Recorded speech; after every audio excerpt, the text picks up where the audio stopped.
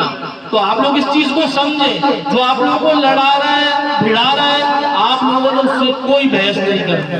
آپ لوگوں نے دین سیکھنا ہے، دین کی تعلیم حاصل کرنی ہے، نیک مجالس میں جانا ہے، اور اس کے بعد کیا کرنا ہے؟ فَعْفُوا، درگزر کرنا ہے. وَاسْفَحُوا، چھوڑ دیں، درگزر کریں، چھوڑ دیں. حَتَّى يَأْتِيَ اللَّهُ بِأَمْرِهِ، اللہ خود ان پر اپنا حکم نازل فرما دے گا. آپ کیا کریں گے؟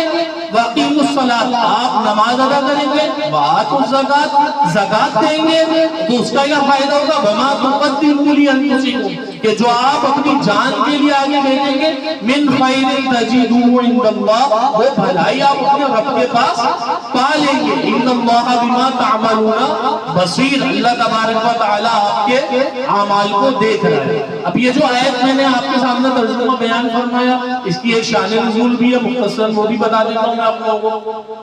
جنگ